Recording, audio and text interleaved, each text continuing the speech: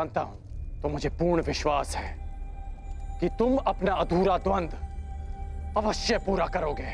मैं पहले भी वही अर्जुन था और अब भी वही अर्जुन हूं। मुझे ये द्वंद स्वीकार है।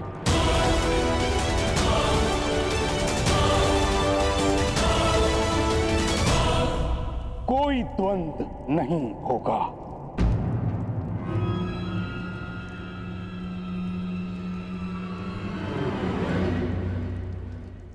क्यों पितामह? महामंत्री के अनुसार अर्जुन ने मुझे पराजित किया, परंतु वो स्वयं भी विजयी नहीं हुआ है। अगर वो सर्वश्रेष्ठ है तो उसे सिद्ध करना होगा।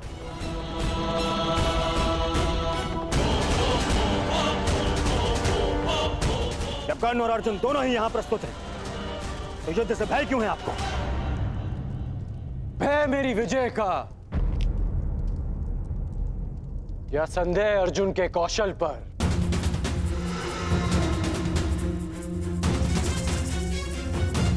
या अविश्वास आचार्य द्रोण की शिक्षा पर? सावधान कर्ण, मेरे गुरु के अपमान का तो साहस मत करना। आज्ञा दीजिए पितामह। आज संसार देखेगा आचार्य द्रोण द्वारा रचित अर्जुन नामक तट से टकराकर कर्ण नाम की लहर कैसे टूटती है। किस प्रकार मेरे में कर्ण की चुनौती के सूर्य को अस्त करते हैं। कर्ण ने हस्तिनापुर की न्याय और नीति पर प्रश्न उठाया है। आज इन्हें विश्वास हो जाएगा कि हस्तिनापुर में अब भी न्याय और नीति का शासन है।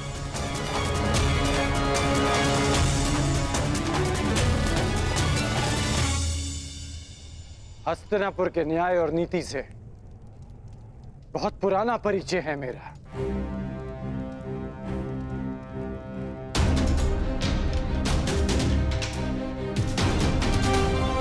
परंतु मैं तुम्हारे कौशल का परिचय जानना चाहता हूं।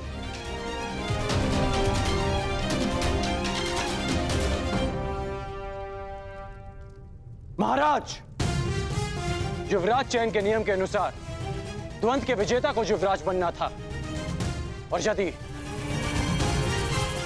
प्रतिनिधित्व के बल पर युवराज चयन होता है तो कुमार दुर्योधन को भी उचित प्रतिनिधित्व मिलना चाहिए, जो उन्हें नहीं मिला महाराज।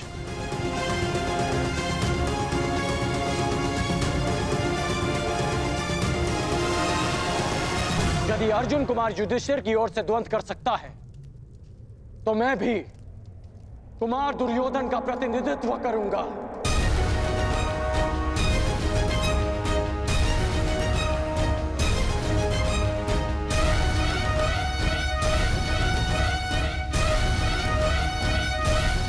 और इस स्थिति में भी अर्जुन और मेरे मध्य द्वंद शेष है।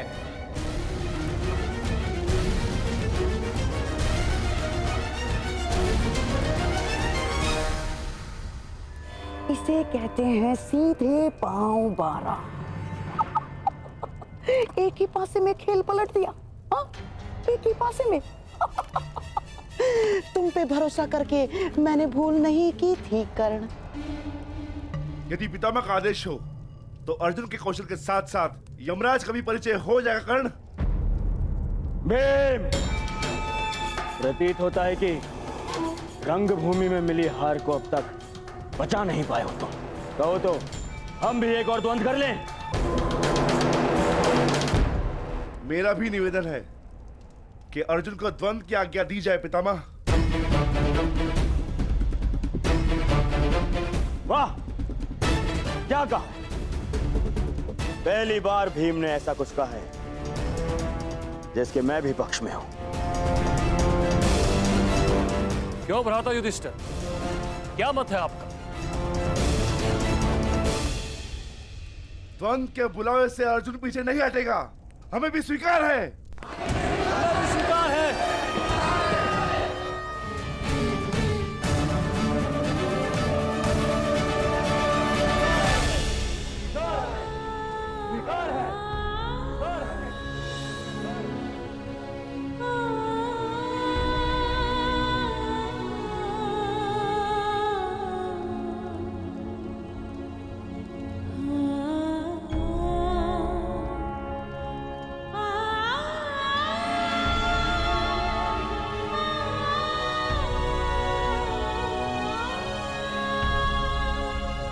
परंतु मुझे स्वीकार नहीं।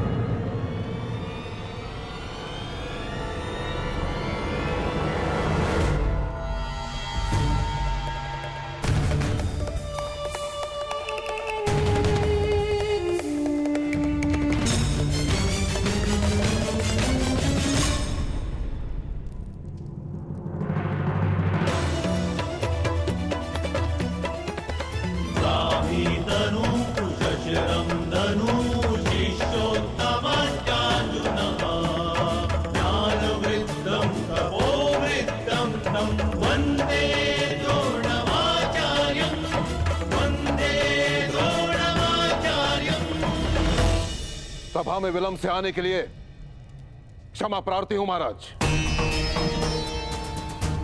मेरे शिष्यों में से सर्वश्रेष्ठ योद्धा कौन होगा, इसका चयन केवल मेरे अधिकार क्षेत्र में आता है महाराज, केवल मेरे।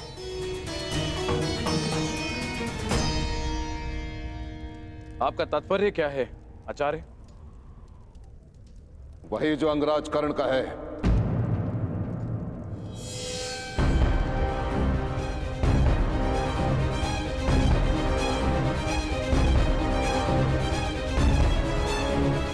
यदि सर्वश्रेष्ठ योद्धा का चयन युद्ध भूमि है तो युद्ध भूमि मैं दूंगा।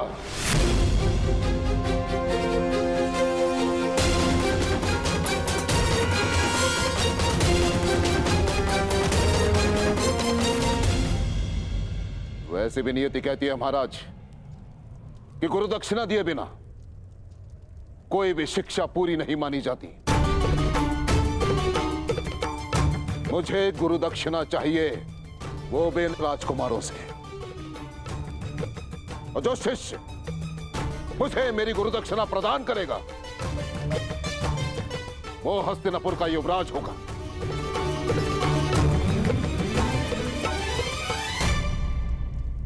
आचार्य, कहीं इस घृणा का अर्थ भी वही तो नहीं जिसके कारण एकलव्य का अंगूठा छीना था आपने?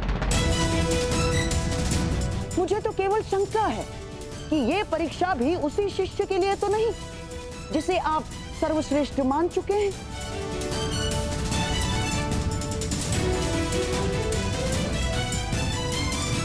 कहिए आचार्य, क्या चाहिए आपको गुरु दक्षिणा में?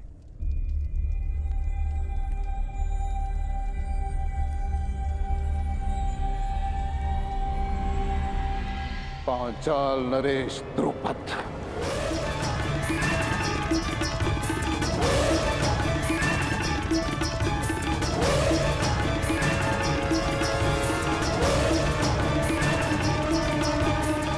मुझे गुरु दक्षिणा में पांचाल नरेश द्रुपद चाहिए महाराज। तो मेरा जो शिष्य द्रुपद को परास्त करके बंदी बनाकर मेरे समक्ष लेकर आएगा वही विजेता होगा और वही हस्तिनापुर का युवराज।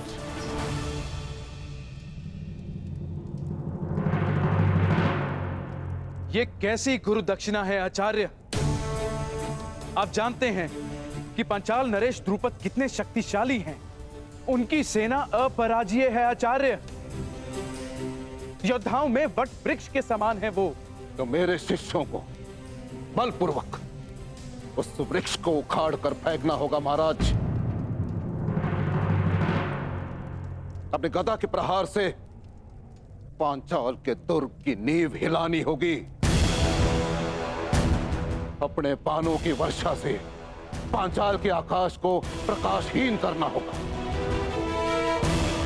हस्तिनापुर का युवराज केवल वही हो सकता है महाराज जिसके नाम से शत्रु कांपे, जिसके तेज मात्र से हस्तिनापुर को कोई चुनौती ना दे पाए, केवल वो।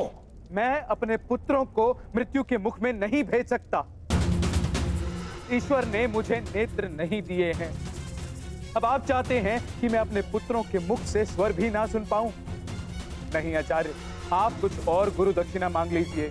मैं यहां व्यापार के लिए नहीं, प्रतिकार के लिए आया हूं महाराज। मुझे द्रुपद चाहिए या फिर और कुछ नहीं। और यदि हस्तिनापुर मुझे मेरी गुरु दक्षिणा नहीं दे सकती तो मैं कहीं और ढूंढूंगा उस सर्वश्रेष्ठ योद्धा को जो मेरी गुरु दक्षिणा मुझे प्रदान करे।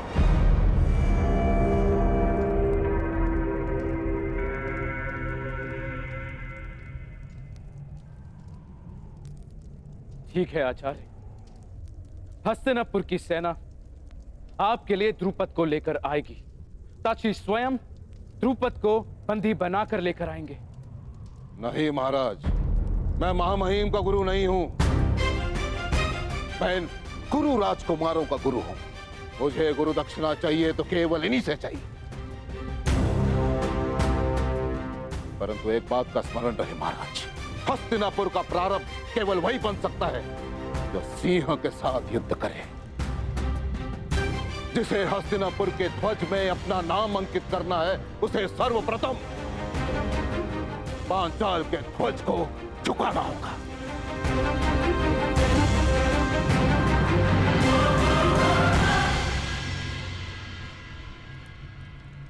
नौकार तलवार बनाता है महाराज, परंतु अपने स्वामी को देने से पूर्व उसकी धार को परखता है। परंतु मैंने उस धार को परखे बिना वो तलवार आपको सौंप दी, परंतु अब परख होगी महाराज। मैं देखना चाहता हूं कि मैंने शूरवीर योद्धा तैयार किए कि हस्तिनापुर में केवल अपना समय नष्ट किया है। क्या तुम 105 में से कोई है जो अपने गुरु के ऋण को चुका सके?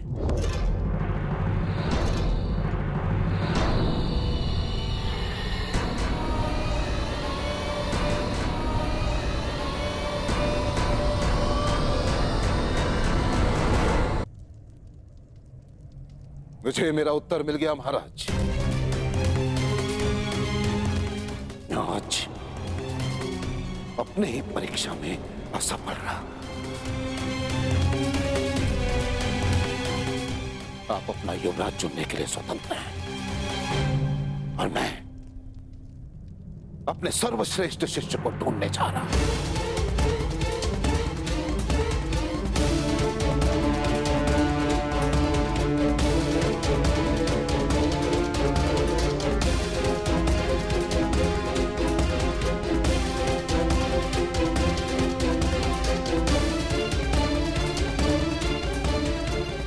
गुरुदेव,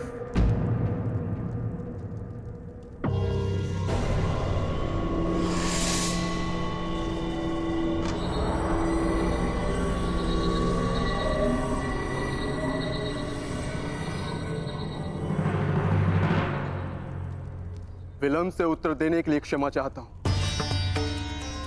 मैं सोचने लग गया था कि वर्षों के महान परिश्रम के बदले मेरे गुरु बस इतनी सी गुरु दक्षिणा मांग रहे हैं।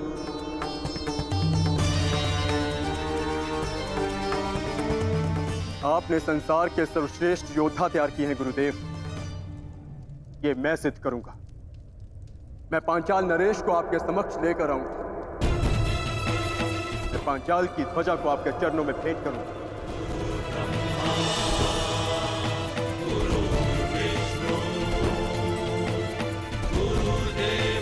गुरु का स्थान ईश्वर से भी ऊंचा है, इसीलिए शिष्य का कर्तव्य है कि गुरु की आज्ञा का प्राण देकर भी पालन करे। हमारे गुरु की कामना अधूरी रह जाए, यह हमारी गुरु दक्षिणा, यह हम कभी स्वीकार नहीं करेंगे। आपको आपकी गुरु दक्षिणा अवश्य मिलेगी गुरुदेव। हम पांचों कल ही पांचाल की ओर प्रस्थान करेंगे।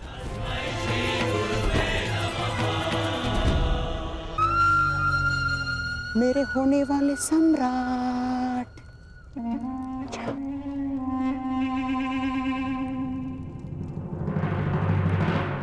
हम भी जाएंगे।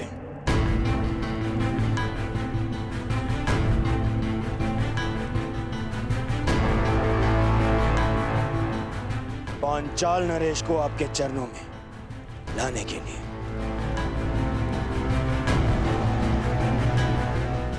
और अब युवराज का चुनाव गुरु दक्षिणा ग्रहण के पश्चात ही होगा।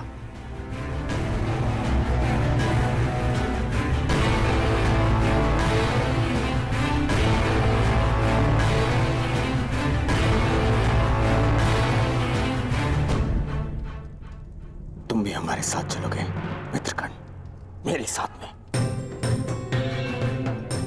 मैंने जीवन भर आपका साथ देने का प्रण लिया है कुमार। मैं अवश्य आपके साथ चलूंगा।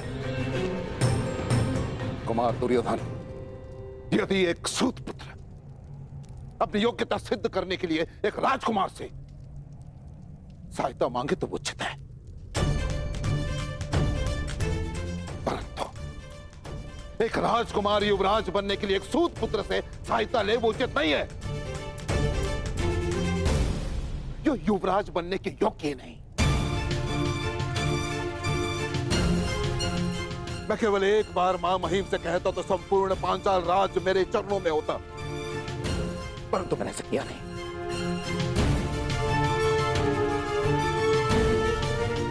क्योंकि एक योद्धा अपनी शक्ति से अधिकार पाता है, दान में प्रसाद नहीं।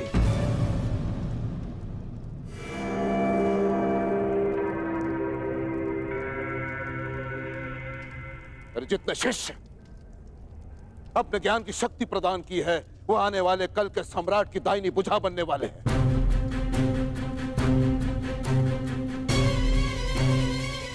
यदि इस भुजा को एक सूत पुत्र के बाहुबल की आवश्यकता पड़ जाए तो मुझे ग्लानि है कि तुम मेरे शिष्य हो।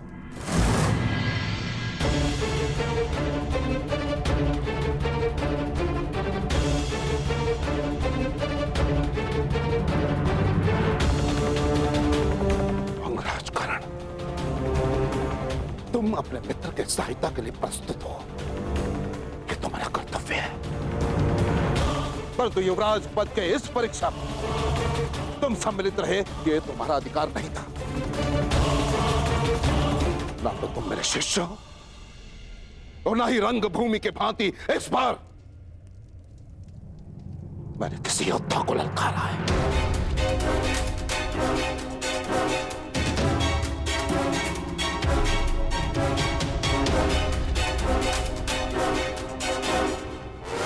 और यदि तुम भारी योद्धा के सहायता के बिना पांचाल नरेश द्रुपद का सामना नहीं कर सकते तो तुम्हें वहां जाने की आवश्यकता नहीं है।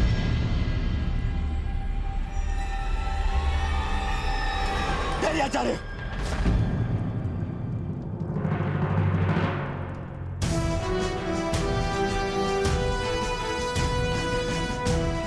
आपने ठीक कहा आचार्य। हाँ कर आचार्य, तुम ठीक कह रहे हैं। ये उनके शिष्यों की परीक्षा है, इसलिए मैं दुर्योधन अपने भाइयों के साथ में स्वयं अपने गुरु दक्षिणा का ऋण चुकाने अवश्य जाऊंगा। यदि ऐसा करते हुए मैं वीर गति को भी प्राप्त हुआ तो मेरा सौभाग्य होगा।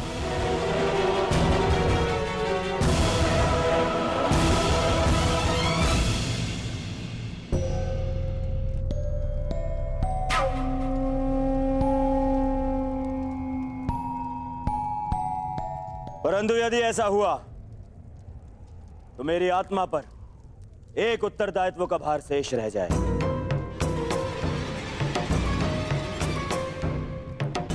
मैंने कर्ण को अंगराज घोषित किया, इसीलिए मेरा निवेदन है कि पांचाल पर आक्रमण से पूर्व मित्र कर्ण का राजाभिषेक कर दिया जाए।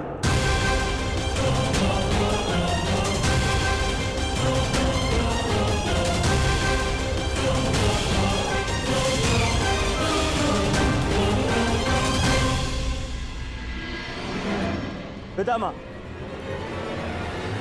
अंग देश पर आपने विजय प्राप्त की, उस पर आपका नियंत्रण है, इसलिए मैं आपसे निवेदन करूंगा